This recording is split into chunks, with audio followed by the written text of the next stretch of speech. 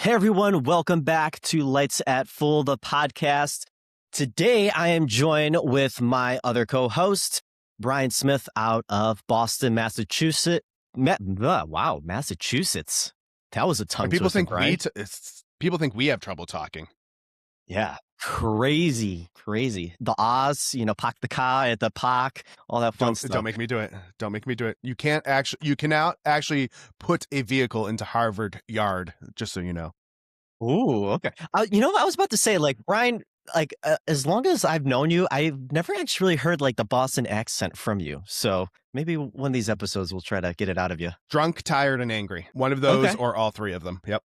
Okay. Hey, DJC Atlanta, we were pretty close to that. You were drunk. You were might have been tired, but yeah that was fun conversations that we had that night. So. But anywho, today is a special episode because we have a very special guest spotlight, and he is the Senior Product Development Manager of Chauvet DJ. I'd like to bring him on the podcast, Allan Reiss. Allan, welcome to the podcast. How you doing? Hey, good. How you guys doing? Not too bad. Living the life here. Yeah, we are super excited to have you on. I know that Brent obviously knows you pretty well. We've met a little bit here in passing. So for people that don't necessarily know you that well, tell us a little bit about your story. You started as a DJ, and how did you get into lighting? What was your path to being, a high up at one of the biggest DJ lighting brands in the world? How long is this podcast? How much time we have? As long as we need. All the time we want. Wow. Okay. So I started off 27 years ago as a lighting company. Just myself, I just would go out, and I'm paraphrasing here because again, it's a long story. But I used to go out and provide lighting to DJs who didn't know lights or didn't have lights, didn't understand DMX, that sort of thing. And I would just cold call different entertainment companies, go out, set up the lights. They'd pay me. I'd look like them, come home and, rinse and repeat. And then, a few years into that, doing that, I started to get inquiries from my clients saying, hey, do you offer DJ services too? And I was just realizing, I was leaving money on the table by telling them no, they would go somewhere else. So I had to learn how to DJ. And so I did. That was 25 years ago or so. So so that's, again, a quick nutshell. That's how it happened. I mean, the rest is history. Started at Chauvet in 2005, I believe. And I started there in sales, which was a terrible position for me. I hated it. And that's not a secret. Lasted about 3 months in sales position. And then a position opened up in product development. And I said, ooh, pick me. So I had to go back for more interviews, and I did it. And I've been in product development ever since. Nice. So, Allan, can you walk us through the steps on how a fixture goes from, let's say, from your brain or concept all the way to the shelf to where it would be on stage for end users like us to use? Yeah, so this is probably the coolest part of my job because there's no such thing as a wrong answer here. Ideas come from everywhere. They come from you, they come from me, they come from myself, being an end user, also using the product and saying, hey, I need something that could kind of fill this spot in the market. And, I'm not buying a competitor's product to do it. So it's what else can we do, right? And then it comes from trade shows and talking to people and for example, the Gig Bar Bridge came from the DJ symposium with Electro Voice by one of the members there who literally just grabbed my ear during one of the presentations, said, hey, I have an idea. Let's draw this out. And we literally sat there and sketched on a napkin, and the Gig Bar Bridge was born. So there's no wrong answer of how the idea kind of makes it to us. Like I just mentioned, I've been doing this for Chauvet for well over 20 years. So I know the culture. I know the way the CEO thinks. I know what will make it, what may not make it, what will definitely not make it, and I'm able to filter out those ideas now to not bother him with, the crap ideas. I'll just call it that, right? Even though, again, no idea is bad. The main questions we have to answer, though, when presenting these ideas is, how many do we think we can sell? Is our sales team invested in this? Do they think it will sell? Well, what about our marketing team? Because they're the ones that are going to have to make videos and, let's get their buy-in. So the ideas come from all over the place. Whether they go on a napkin or not, they'll eventually make it into the computer, into a 3D sketch, and say, like, okay, this is kind of what we want. But is this truly what we want? Again, sales, marketing, what do you think of this? I present the concepts to them in a monthly meeting we have. High level stuff. I'm not talking like the LEDs will be 12 watts. Like, we don't even know that information yet. This is just a concept, like the bridge. We want to put 2 moving lights on a bar, put the lights in the bar. It can mount this way. It can connect together. We can get 3 or 4 this way and that sort of thing. So they're just conceptual at that point. Assuming that the teams like the idea, and sometimes they do and sometimes they don't, they'll provide questions or provide feedback, and we'll incorporate those comments into the drawing. We'll send the drawing over to one of our many manufacturing partners we have overseas in various countries. Everyone thinks it's always China. It's not. We'll get their feedback. Hey, is this something you want to make? What price point do you think you can make this for? We kind of start the process all over again, but now they're taking our 3D file and they're turning it into a physical product, which is usually built by hands, because there's molds that are involved with these products, but the molds don't exist yet. So they're 3D printing the housing, they're making the circuit boards on the inside, adding in the software, we're working on the firmware. Like, all of these things are happening simultaneously to create this initial prototype. This isn't even close to being final yet. Once it's done, they'll ship it to us and we check it out. We throw it up on the desk, we shoot it on the wall. Is it what we want? Is it bright enough? Are the colors good? Are the gobos crisp? Whatever the case may be. Let's check the battery. Let's make sure that the protection circuitry is there. It goes through a whole gamut of tests and templates that we have, that we've curated over my 20 plus year career there. And we check everything. This template is like 12 pages long, and it checks things down to the screw size of different components. It also checks for electrical safety standards and a whole bunch of other things I won't bore you with right now. But long story short, we get that initial prototype. We show it again to the sales team and to the marketing team, because at this point, a few months have gone by since they've probably even thought about this concept from the last time that I presented it to them on a digital Zoom meeting. So they're like, oh yeah, that thing, I forgot, right? Here it is. And we get their feedback again. Is this something you really want to pursue? Is this something you can market? What price point? Here's what the map price would be. Is that okay for you? Do we need $10 more, $10 less? Marketing wise, what sort of campaign do you think we can come up with? This is just all of us just brainstorming like crazy. And we sometimes show this product at this stage to some of the key dealers that we have. I won't name them here on the call, but there's a few key dealers around the nation that we show concepts to, and to get their feedback. Is this something you think you can sell? Is this something you think your customers would be interested in?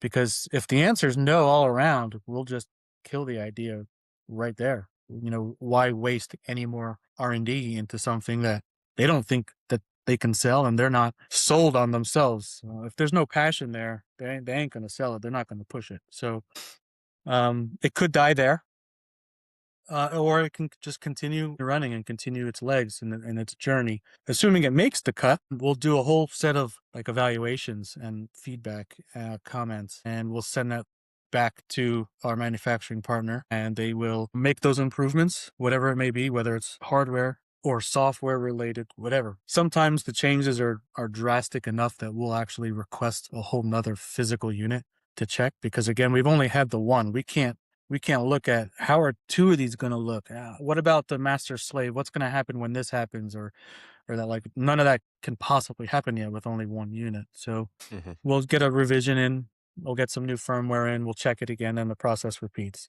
And we'll do that an unlimited number of times until we get what we want. And, by this phase, we have a real good understanding of what's already in the market in terms of competitive landscape. and what specs or features does ours need to have in order to be better or cheaper or whatever the targets are. So we have that data at this point, so we can say, okay, we need to make this change or modify this, that sort of thing. And we just keep going down the development path. And this, you're well into the mix now. And once we go through a whole nother round of revisions there if we need it. And if we don't, then I complete some very fancy documentation online, and we get this item and we get a name created. We get it entered into our system, and we start marketing and selling the heck out of it. Yeah. And then hopefully end users love it just as much as I love developing it. So again, it's a long process, and what I just explained could literally be 6 months, or I'm working on stuff right now that I'm over 2 years on that people have no idea what's coming. So the range of time with the story that I just told, it varies drastically depending on the complexity of the product and what competitors are out there with with similar products and that sort of thing. Yeah. Allan, what was the shortest amount of R&D development concept to end product timeline? And then what was the similar for, like, what was your longest timeline that you've had? Like you mentioned, you're working on something right now, 2 years already in development and concept, whatever. Yeah. So that one, I would say that one's probably my longest one, the 2-year one that I just mentioned. And I am optimistic that the market will see it in 2026. If not, man, we just got to cut the cord at this point. Right. We're so invested in it that we're not going to cut the cord. So whether you see it in 2026 or January 1st of 2027, it's coming. Yeah. So on the long side, I would say this one is, and again, I'm purposely being vague because I can't say what type of product it is or what market it's going to fit into, again, on purpose. But so you that's won't the tell longest anyone, one. I promise. No one watches the podcast anyways. No one watches you guys. Yeah. All of a sudden we become the hottest, DJ lighting podcast ever. Do you guys hear what Allan The only. The shortest one would probably be about 6 months. 6 months. Okay. Maybe shorter if it's like a cable or a clamp or something silly that doesn't involve electricity or like crazy safety electrical standards. Something like that, which really doesn't, it's not the norm, but I'd say about 6 months for anything with electronics in it. That's the fastest. And that would be like a refresh to a product. Like, I'm just going to make something up, like a Swarm versus a Swarm 2, where we already have done the basis of the R&D and we're just making the LEDs brighter or something, right? That would be the fastest path forward. So I have a question that just came up on this in my brain, and I know that this is going to be a difficult one, mainly because it's look like at the time. It's like asking Brent which is his favorite dog. But of everything you've developed, and for those that don't know, Brent has 12 dogs. Yes, but of everything that you've developed, what would you say is probably your favorite fixture? So it's not as hard as you think. My favorite fixture is the Intimidator Trio. Okay. All right. Why is that? Yeah. So I love moving heads, and for me, I love having the ability to have a beam-like fixture. So when you put some fog on the rim, the thing looks great. Or a wide wash, which is multi-purpose for me. And then when you rotate that front honeycomb on it, you get like an effect, like a DJ effect, but it's like $1,000 light. It's not like this little basic entry-level DJ thing. It's professional looking. It's just well done. It's actually very old. It's 8 or 10 years old fixture, but it's one of my favorites. And because you can do so much with it. And it doesn't break the bank, and it's small. And for just a single guy like me going out DJing parties, bring 2 of them, and they flood the whole room. It's interesting because on an earlier episode, Brent and I were kind of discussing this style of light, and I said that I had been sleeping on it for a while, and that I was like, it's like, I'm not so sure I'm into them. And then I'm like, oh no, no, these are really cool. They do a lot of stuff and cover a lot of ground that I think people just don't necessarily think of that style of light as being something that can do all the things that it does. Yeah, it's old technology where it's just a moving head wash, right? With zoom. Like there's a billion of those out there. And even with the rotation honeycomb lens on the front, there's a billion of those out there. So it's not like we did anything groundbreaking, but at the time, again, it was like 8 or 10 years ago, you got a 20 watt, I think it is, RGBW LED chip in there with motorized zoom, small compact fixture. At the time, I think I paid like $7.99 for them. It's like it was just, this was all long before tariffs and crazy prices out of mainland China and all that. But yeah, so price performance wise, physical size, for me, number one. Allan, what was your first fixture that you developed at Chauvet? My God, This might be harder than his favorite fixture. I don't know because for the last 20 years, I've developed lights for Chauvet. So everything in their arsenal right now has had my brain on it or my fingers in some way. Based on I can picture myself sitting at our old desk in Hollywood, Florida. I remember an Obey controller, and I remember a color strip with the blocks of LEDs in it with the 5 millimeter LEDs. Mm-hmm. I'm pretty sure we still sell those today, actually. And that's one of the first fixtures that I remember developing because that's where I don't have a big ego, but I invented the power linking feature, the functionality that you see today on all of these fixtures, whether it's Chauvet, American DJ, JMAZ, Chauvet was the first one ever to do it, and it was in the color strip. So that's why I'm leaning towards that as one of my first fixtures that I've done, because I can picture myself in that old office, but it might have been something different, but that's what I'm going with. Okay. Because I remember you and I had a conversation at some point in our talks or whatever, and I remember you telling me what your first fixture was developed there, but now I can't remember what it was. Good conversation.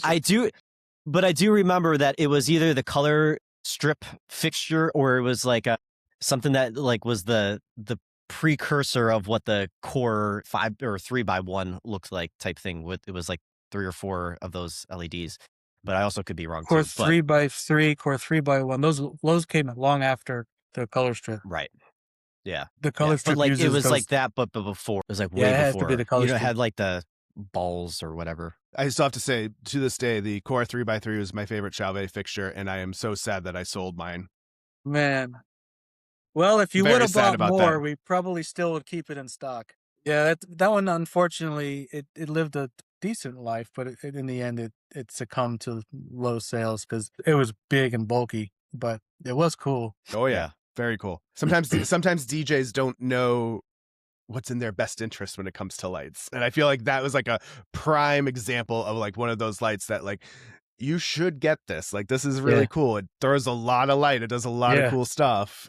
Like, I mean, I regularly had to dim that. I had to turn that down. It was always like, it was very often too bright. And I loved that because like they would light up a whole room with just 2 of them. So, yes. And now we have the wash effects that would compete with that. That is true.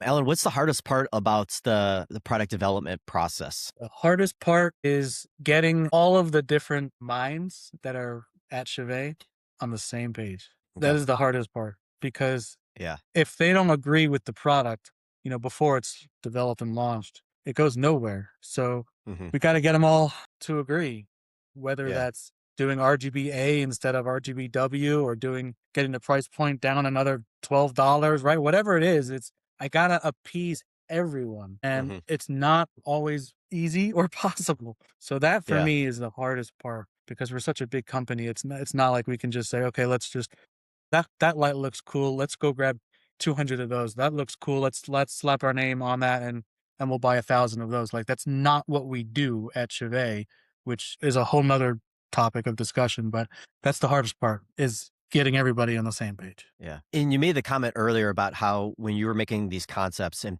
pitching them to the CEO, like for me, like that, I feel like people don't understand that process, that there has to be those steps taken before, to your point, wasting anyone's time and, it might become dead in the water right behind. So like just that right there. And then having the other teams, the marketing and the sales team have to be all on board even before like this concept didn't even go sent, over to get developed for a prototype thing. So I think that's really valuable to know for our listeners because it, like you said, you're working on stuff that's either 6 months in development and it's on the shelves and something that already is, 2 years in the making.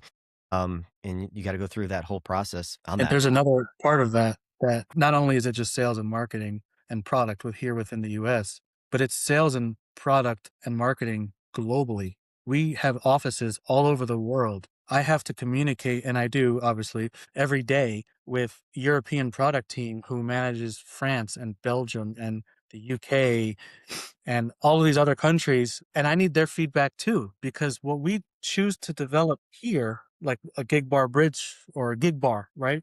A gig bar move plus, for example, the laser on the top. They don't like that burst gradient laser in Europe. They like the fat beam style laser. So I have to compile all of this feedback from all of these countries to make a decision of whether we're going or not going, and then they have to market it and sell it and etc. So it's the same thing, but I don't think I pointed out that it was really on a global scale, not just a US scale. Yeah, understandable. From a feedback perspective, does Chauvet DJ listen to us end users in terms of, hey, we want another moving light fixture in the line, or we want the Wash FX 2 to be battery powered because someone else already has it out there? Do us end users have influence on product development and putting that from, again, concepts to 100%. I don't think, and I might be biased by saying this, but I don't think there's a better company out there that listens to their customer base. We, myself included, back when we did trade shows, I was at every single DJ trade show. I designed them for Chauvet. I executed, I built it with the team, with the product development team and the trade show team. And then I was there selling and doing product videos on the floor, talking to end users, getting their feedback, asking questions. Why? To develop product.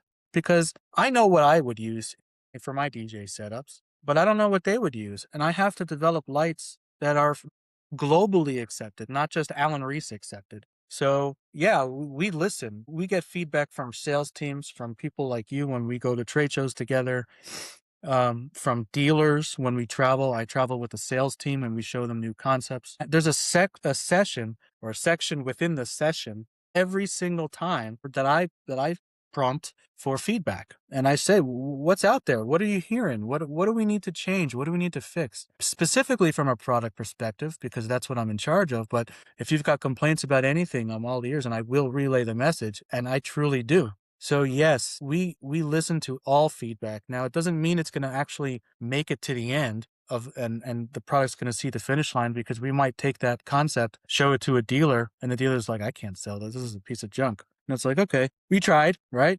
And we don't just listen to one dealer. We get multiples and get their feedback. But yeah, we do listen. I mentioned the gig bar bridge that happened at the lighting symposium, where it started on a sketch of a napkin, and here we are, we're selling them today. And not only that, we're expanding the line. So it's 100% listen to end users and dealers and anyone who's willing to listen. I'm responsible, just as evidence of my statement, I'm responsible for the Facebook group.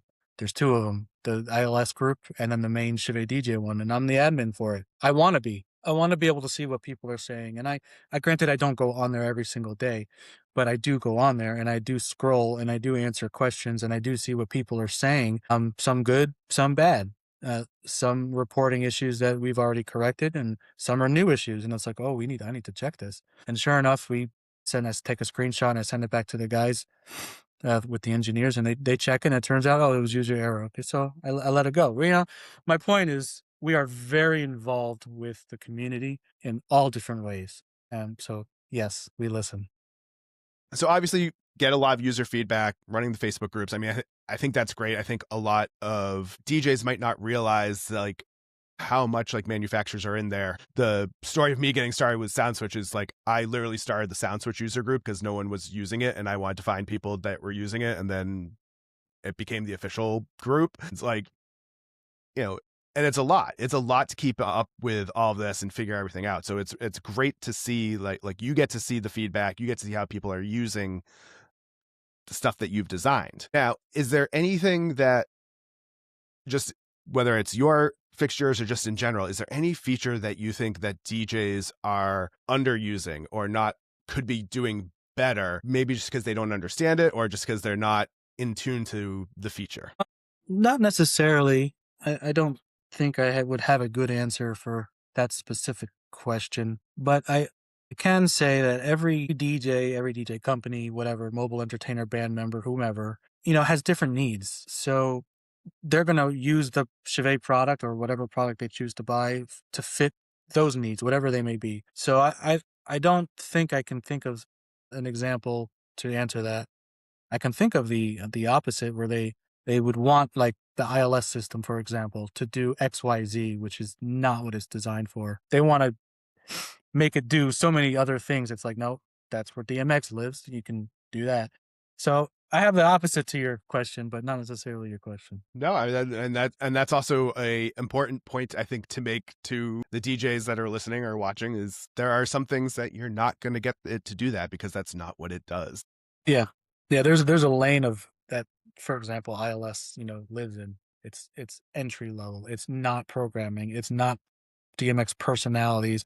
It's not profiles. It's not channels. Like, none of that exists. It's just, you want the light red, you hit the red button. That's it. Don't overthink this. If you need more granular control, well, that's what DMX is for. That's been around before we started doing this. So you can buy any DMX controller you want. I wanted to ask, so once everything in terms of product development comes to fruition and we have products in boxes, they are shipped over from wherever they're coming from, containers, they hit the docks at Chauvet's headquarters in Davie, Florida. What's the quality control process? If you can talk a little bit about that, what does that look like before they hit the shelves to dealers or us end users? Yeah.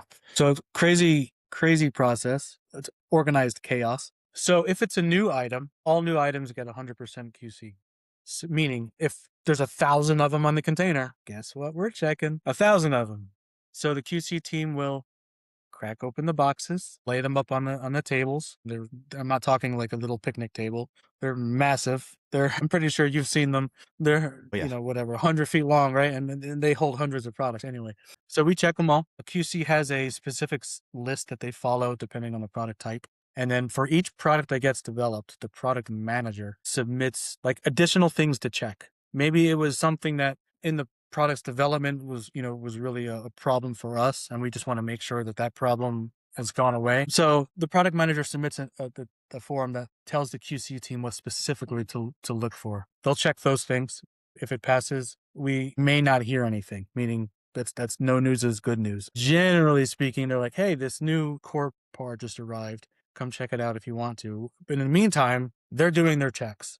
The QC team is doing their checks. The product manager will stroll down there, take a look, check the box, right? Check the color box, the retail packaging. Does it look good? Is it printed properly? The outer box, is it correct? Other mistakes? Is the weight correct? To look at the light, is the silk screen correct? Again, all these things are going to be done by the QC team anyway. But the product manager, because it's their baby, they've birthed this thing. They want to make sure that it's it's right, and they're happy putting their name on it.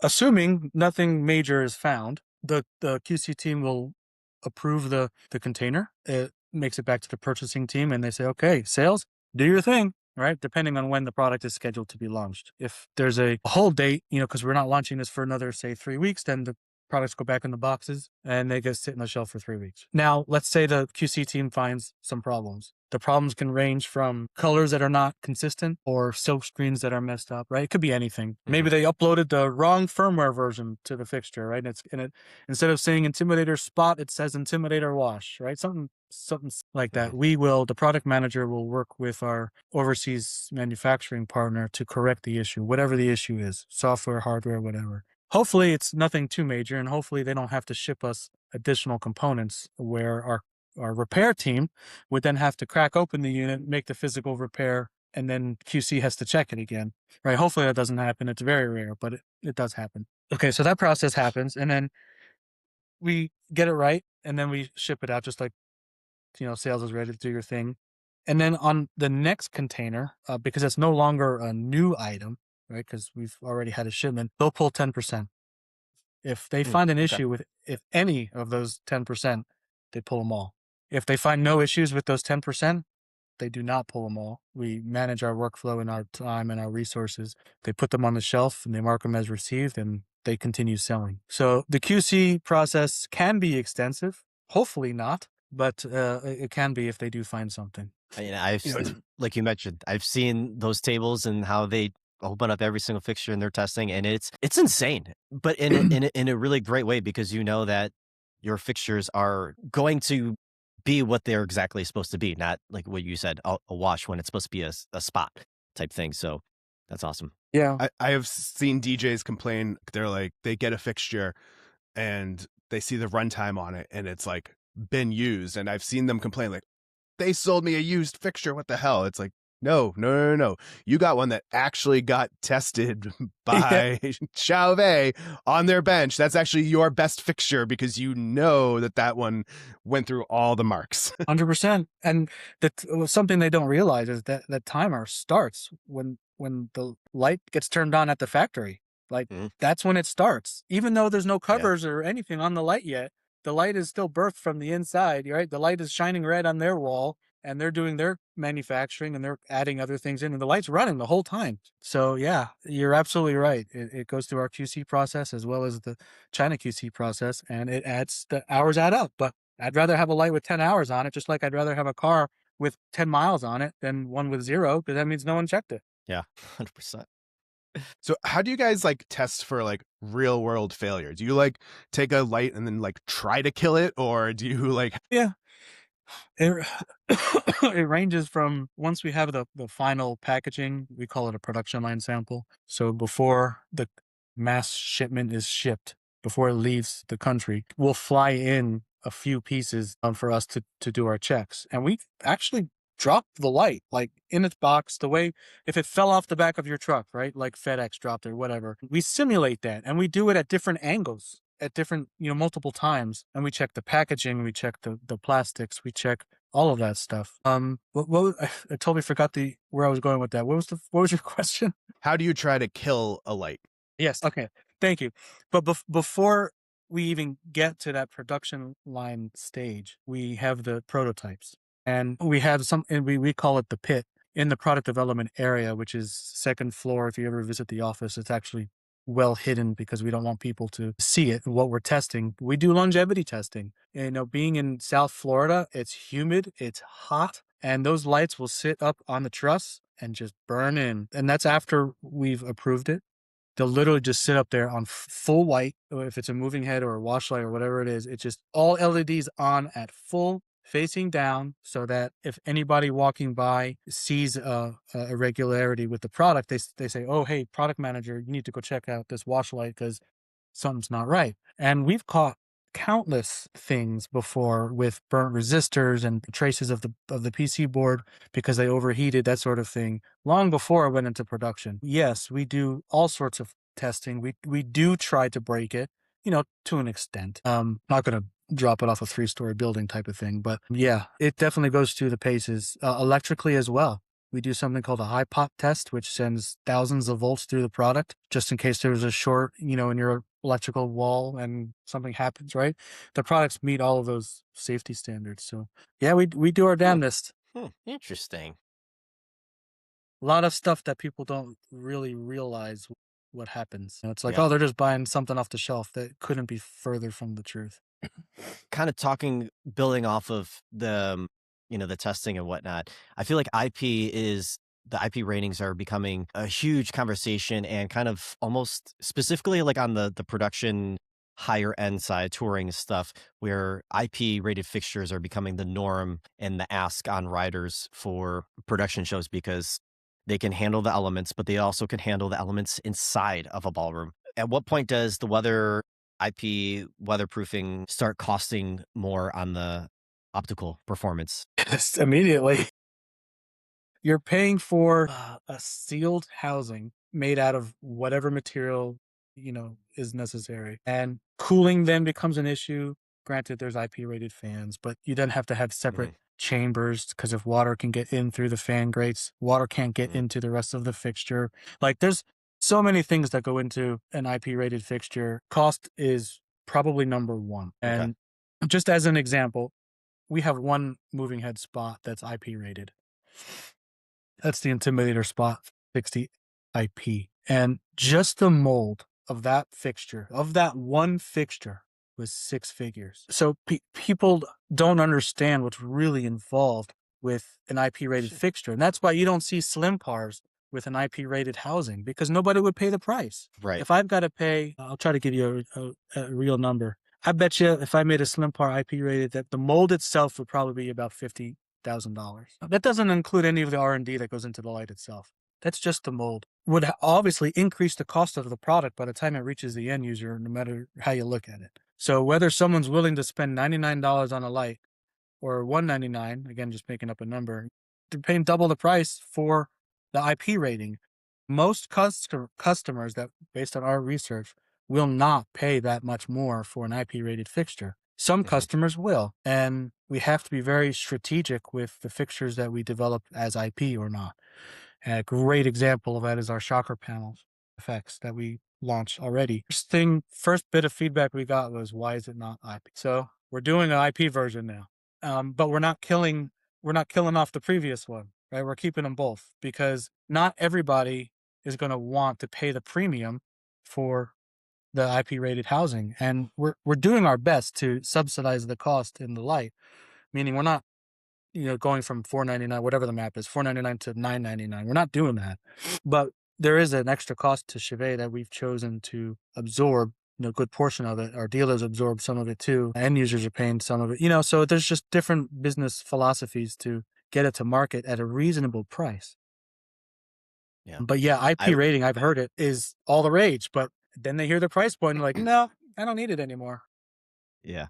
I remember you and I had that conversation about the shocker panel effects of like, hey, like I would pay more money to have it IP because of whatever application, because I also have on the pro line, the professional line from Chauvet, are the Color Strike M's, which IP rated and they move. But I wanted to take my shocker panel FX outside on a show, but they're indoor rated. They don't have that IP. So like I have to be very cautious on, can they go out on that show or not? So, and we had that conversation like, well, how much more are you willing to pay for it? And it's a great question to ask because people don't think about that. You can have the same conversation about, well, make this fixture in white, a white housing. Well, the market probably doesn't want all whites. A lot of you guys are developing not only for wedding DJs, but also mobile entertainers, churches, bars, clubs, all different kinds, the whole spectrum of market industries. Yeah. But to your point, yes, it's a great question that you always ask. And I, even now, like when people ask me questions about something, I'm like, well, how much more are you willing to pay for that? It's more in development. Yes. Same thing goes for battery operated products. Everyone wants a battery operated gig bar. I get it. I understand it. But the gig bar right now is $700 without a battery. How much more will you spend to put a battery in that bar, right? The top answer is about $70. You ain't getting it. It's just not possible. $70. And then how many batteries do I need to power like a gig bar type light for 8 hours minimum? So you're easily at $1,000 minimum, right? Yeah. So it's the same thing related to the battery as it is the IP. They don't get it until you point it out to them. It's like, oh, well, I'm going to have to pay for it. You want a sunroof in your car. It ain't coming for free. Right. 100%. Since Chauvet Lighting is the overall brand, and they have multiple brands like Chauvet Professional, Chauvet DJ, Champs, Camsys, and Chameleon Systems. Camsys, Chameleon Systems, and a whole plethora of other brands that they have acquired over the years. A lot of the customers for the Chauvet DJ side are wedding DJs and bars, clubs, maybe some event LEDs, but not fully touring pros. Do you build differently for those markets, or is everything kind of trickled down from the pro side, or does it trickle up from DJ side to the pro side? Absolutely. They're Rogue. I have to look up the model number. Rogue FXB. Yeah. Rogue R1 FXB came from the Intimidator Wave 360, right? Just as an example. Okay. So sometimes the products trickle up and sometimes products can trickle down. There's no wrong way. We are one company, and the Chauvet DJ team sits in the same room as the Chauvet Pro team. We're just working on different projects, but we all go to lunch together and we all travel together, and, we're one team really, but it just depends on the different customer base, the type of product, rental, production versus a band guy or solo guitarist, just two different worlds and two different levels of lighting experience and features that would be needed within the product. So there's no wrong way to get the product to the right customer base, and it can go up or down. And another great example is the wells. Those wells are freedoms. The freedom part was first. Well came second. Yeah. But the mobile community, I'll call them, not just DJs, they don't want to spend money for like WDMX. What better place to put that than in our professional line, whole new product series, and you've got the wells. That's just 2 examples. But yeah, it goes up and down, and there's no wrong answer. I'm working on I won't give away the farm, but I'm working on a new pin spot, right? But turns out we don't need it here in DJ land. We're doing all right with the one we have. The cost difference to make it brighter and whatnot, it's just not worth it. So guess where that went? Went up the ladder to the pro team. Maybe 8 months from now, you'll see a pro pin spot. Maybe not. Maybe they'll kill it. I don't know. But Yeah. we did our due diligence and we said, you know what, this is really not for us. The target market, based on feedback that I was getting from Europe, not necessarily the US for this specific example, was they want 40 watt LED, quad color, this and that. It's like, this really doesn't jive well with this smaller customer base. Pro, what do you guys think? Yeah, that's cool. Done. It's yours. Right? So yeah, that's just another example of your question. Well, I know we're both pin spot advocates, so we'll do our best to try to push push them along. Yeah. Hopefully it makes it. I don't know if it will or won't, but I can tell you that just to answer that question it started in DJ land and it went up. Yeah.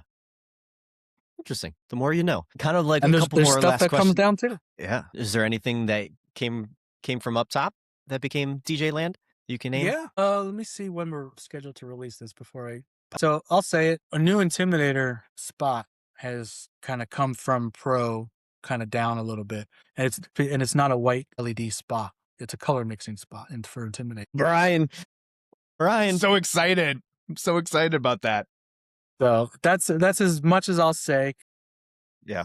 But yes, stuff does come down from and stuff gets developed simultaneously, on purpose with different features, SACN, ArtNet, all that stuff that's not going into DJ product, it'll go into Pro product. Maybe MET certified component here, not certified here, but still meets the standard, right? Just a way to differentiate, because the Rogue or Maverick or whatever it may be will end up being installed where a DJ version is not being installed. So we don't need to go that route, right?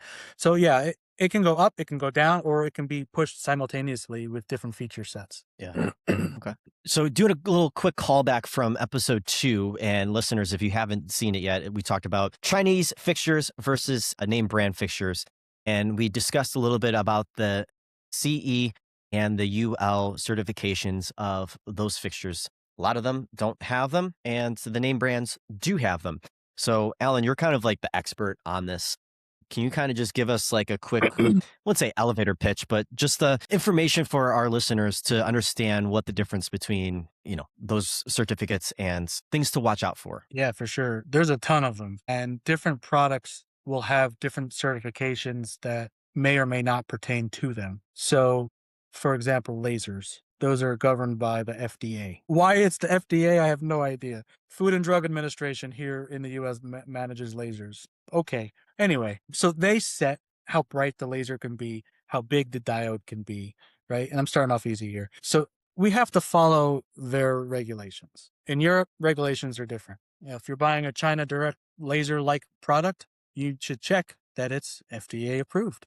Because if it's not, and you put it on your party, one, you're in violation. If a child gets hurt because the laser motor stops working and now the laser is no longer moving, and the child looks into the laser and guess what? They go blind. Guess who they're coming after? So yeah, you definitely need to make sure that the lasers are FDA certified and approved. Electrically speaking, there's a ton.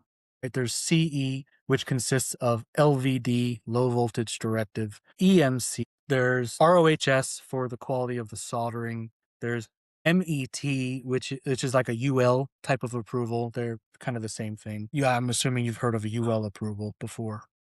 So there's a ton there, and that's all for electronics. But we take it even further than that, which is a flame resistance, and I'll get into that in a moment. So all Chauvet products have CE, EMC, LVD.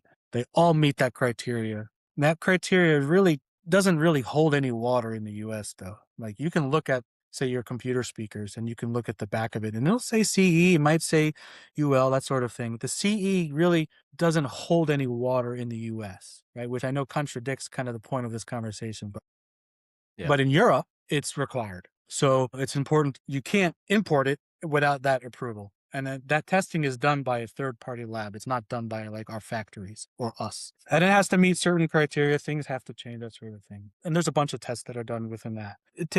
CE is probably the easiest one to get. Doesn't mean, even though the product is silkscreen CE on it, doesn't mean it's legit. So you would have to go research and see that they're doing it legally. So for example, like a power cable, a plug that it's got IEC cord, right? It's got a bunch of letters and numbers on there, UL number, whatever. That number may or may not be real. So you would have to go to their website and confirm that this UL listing for this company is legit, right? Because they can fake that number and you would never know. The end user says that's got UL on it.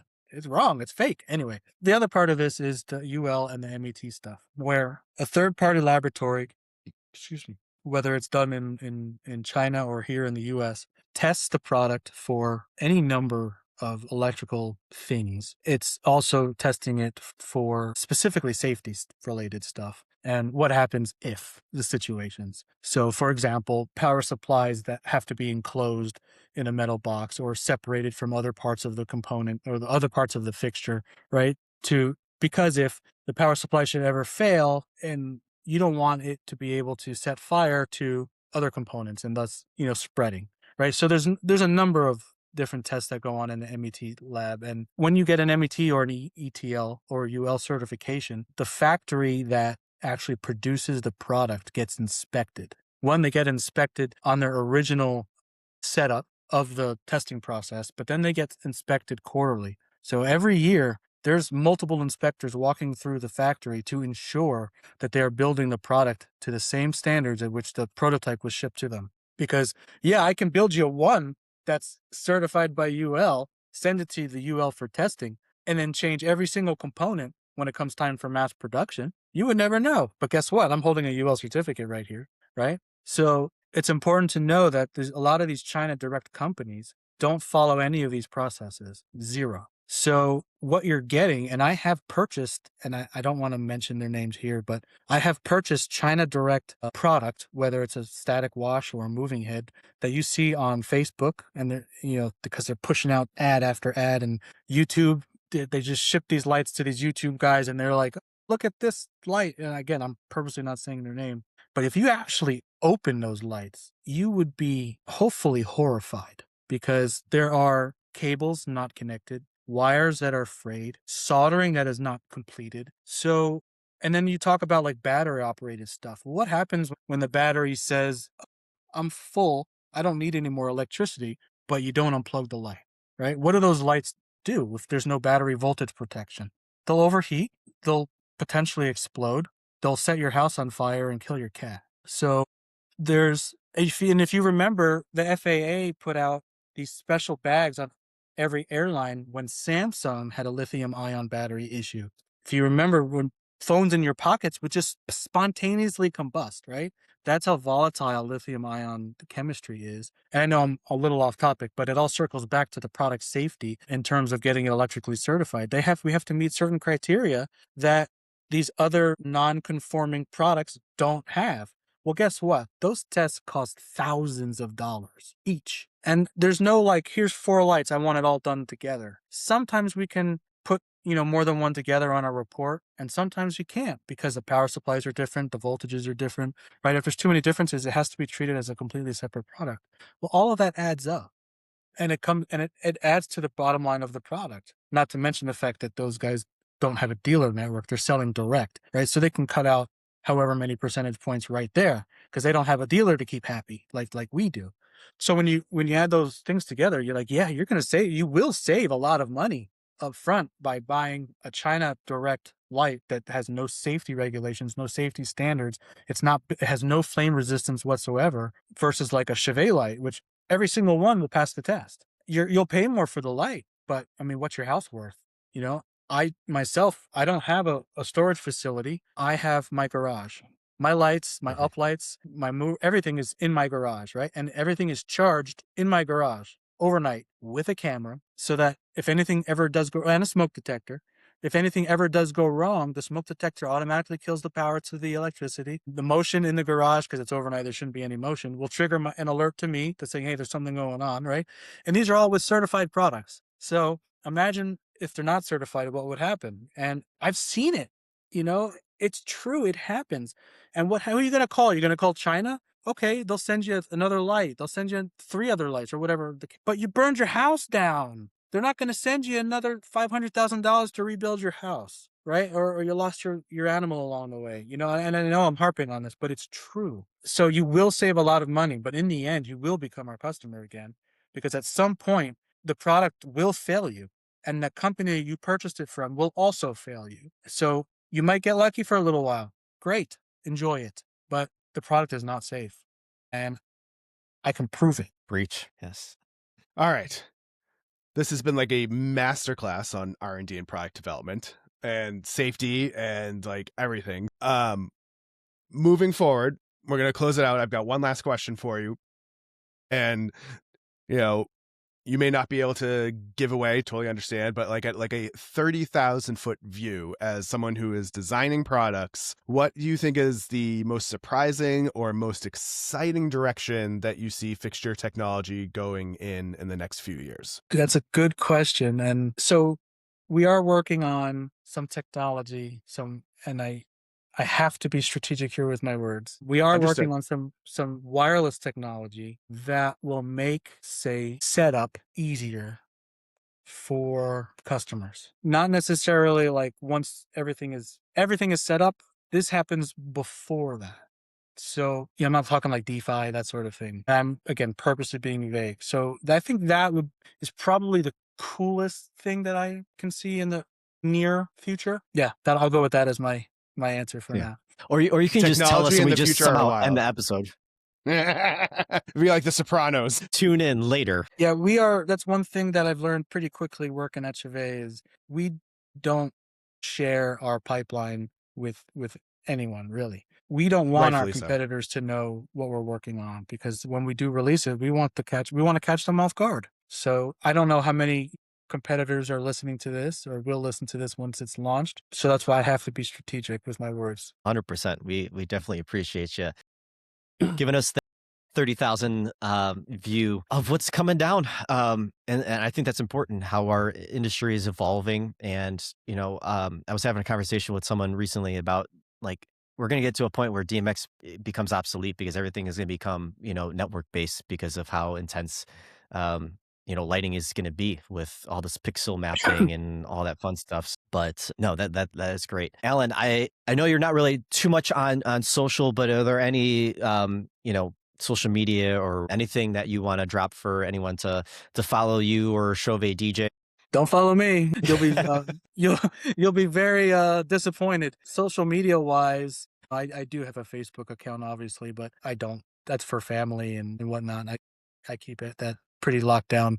But for Chauvet, we have 2 Facebook groups that I'm the admin of and that I'm very involved in, and the community is very involved in, and it's a great place to go when you have questions, and because everybody kind of helps each other, right? So that's the Everything ILS Facebook group, as well as the Chauvet DJ, just a main group, which has literally thousands of people in there just to help out. So those are the 2 pages I would promote, not the Allan Reiss page. You'd be, again, very disappointed.